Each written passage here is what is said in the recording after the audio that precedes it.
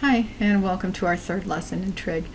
Today we'll be looking at intervals of a function's behavior, intervals in x where the function is increasing, decreasing, etc. We're going to talk a little bit about even and odd functions. We're going to look at piecewise functions, which you may remember from your algebra class, including one important piecewise function called the greatest integer function. So that's our plan for today. We're going to begin though by drawing your attention to the graph that's pictured here. You notice that I have 3 points highlighted on the graph, point E, point F, and point D. The respective x values for those points are A, B, and C. So the lowercase letters standing for the x value. This question, the first one, asks us for which value of x is this, or values of x, is this function increasing?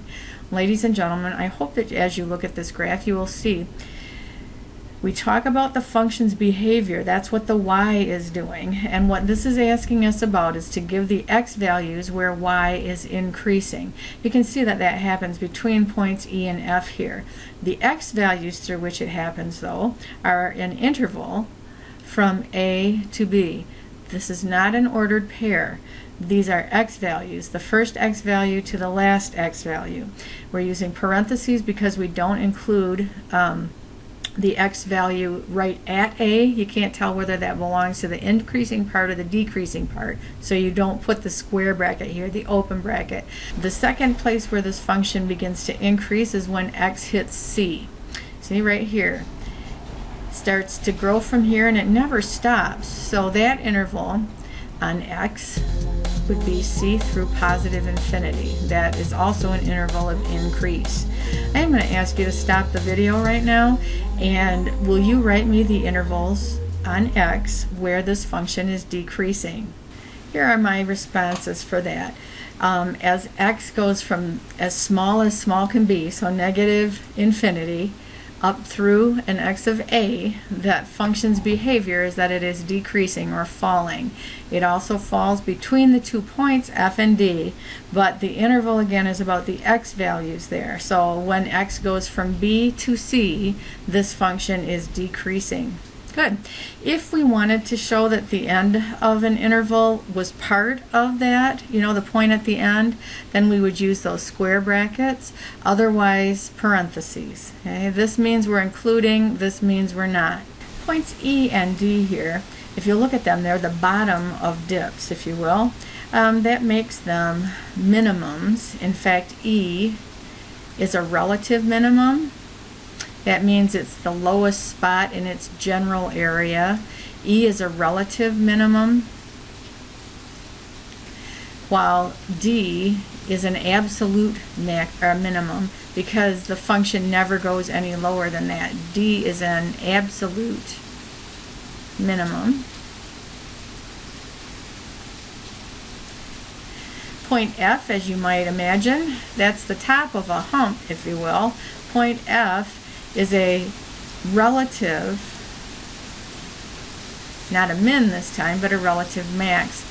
Can you explain to yourself why you have to say relative for this point? Are there other points in the function that have greater y values? Lots of them. So in its own little location here, it's the highest point, or the relative max.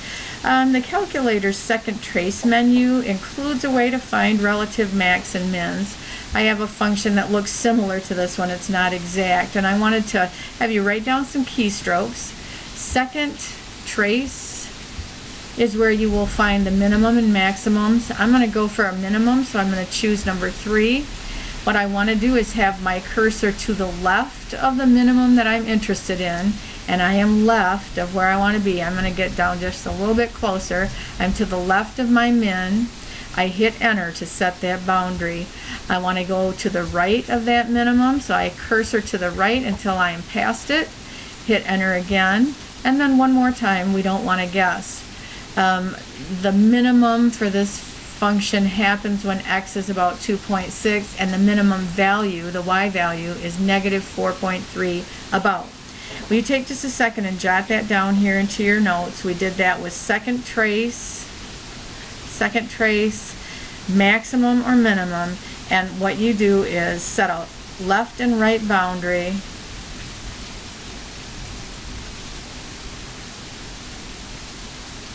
and then hit enter.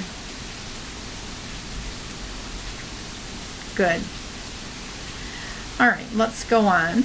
Our next topic is even and odd functions. Even functions, folks, by definition, are reflections or can be reflected over the y-axis. So they are symmetric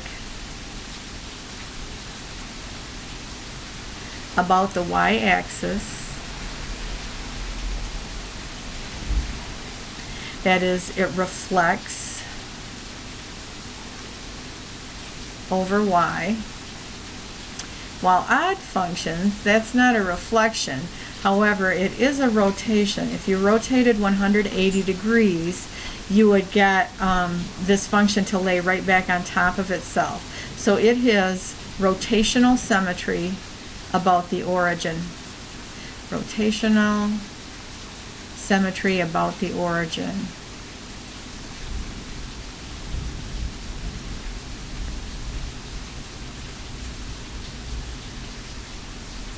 Very good. It's also a good rule of thumb to be able to talk about what happens in an equation to be even or odd, and we will talk about that as we get down here.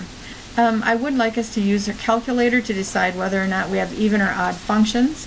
So I'm going to put this first rule into my y equals, clearing out what's there.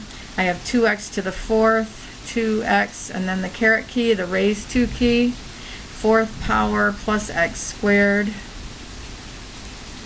minus 5. And our intent is to find out whether or not it's even or odd. Does it reflect over the y-axis? Does it rotate about the origin? Or does it do neither of those things? A zoom 6 or a standard window, that's the window that is -10 to 10 in both directions, is a good way to tell. Oh, this one looks even to me. It looks like it's reflecting over the y-axis. I am going to write that here. This is even. I'm also going to point out to you that the exponents here are 4 and 2, both even exponents. That means we have an even function. If there were any odd exponents involved here, it wouldn't be symmetric anymore.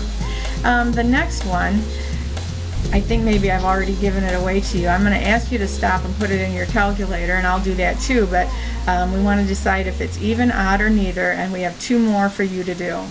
You can see my graph for function g here. This one is neither. It's not odd and it's not even. Again, it's a mixture of odd and even exponents, and that means it will not have either symmetry. The last one I hope you can do without even looking at the graphing calculator. This is a line whose slope is -2. So something like that, and it goes through the axis since there's no intercept. Folks, this one is an odd function. The exponent here is 1 even though it's not written. So even and odd functions, you can tell by the rule, you can tell by the graph.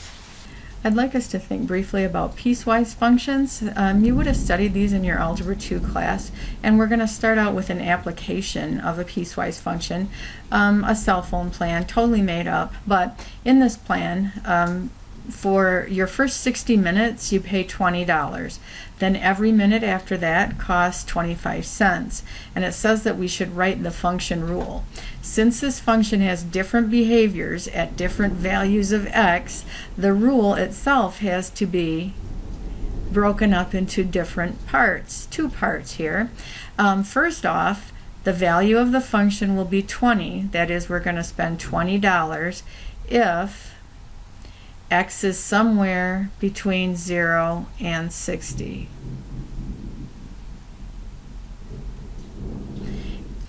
The rest of the time, folks, after that first 60 minutes, you still have to pay the 20 bucks, but then you're going to pay, it says, 25 cents for each minute above 60 that you go. So if x is your total minutes, the number above 60 would be x minus 60. And this is applicable, folks, when x gets bigger than 60. Our function has 2 separate behaviors at this time.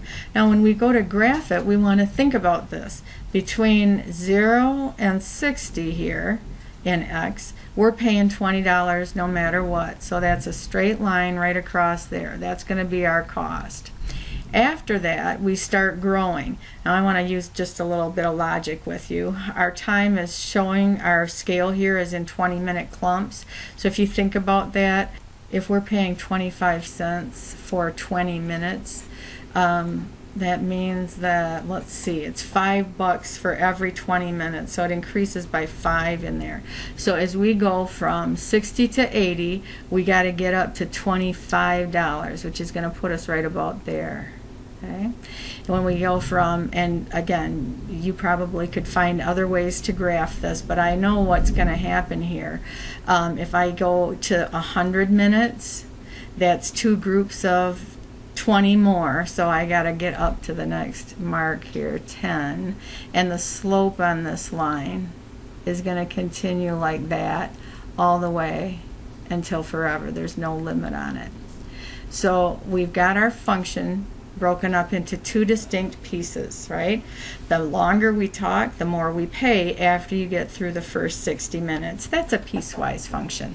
And notice the rule, again, broken up into 2 pieces based on a value for x. Now I want you to carry that into this next activity, because now we're going to talk about this, if this is a member of the step function family. You can see why it looks like stair steps. This is called the greatest integer function, and really it's a little bit different from that last piecewise function that we looked at. It's the greatest integer, and in symbols that function looks like this. Greatest, that means greatest integer.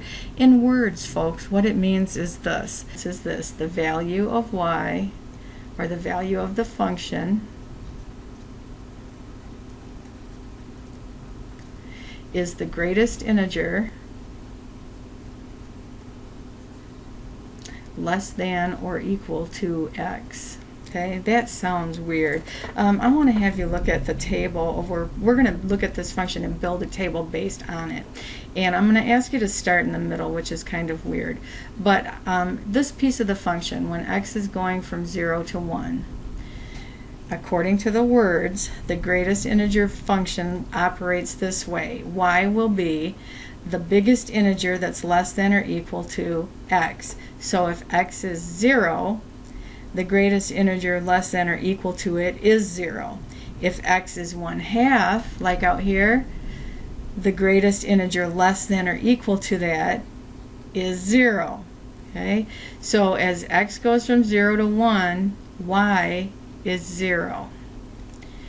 As you continue up the staircase, when x goes between 1 and 2, anywhere between 1 and 2, the greatest integer less than your x will be 1, less than or equal to your x. As you can see, and then it's going to continue since we haven't got any multipliers or anything, between 3 and 4, right here, when x is between 3 and 4, y is 3. Notice, and we could go ahead and fill in the rest of this now because we have the picture of it. And in the negatives, that's a little bit weird, but think about it when you're going from -3 to -2, right in here, in x, right? The greatest integer less than or equal to any number in there is going to be -3. Okay? Greatest integer, very weird function, very weird.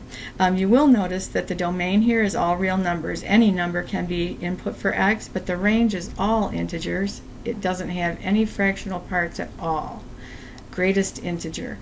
All right, that ends our lesson for today. We're going to ask you to get out there and do the U-Try. We'll talk about this in school tomorrow.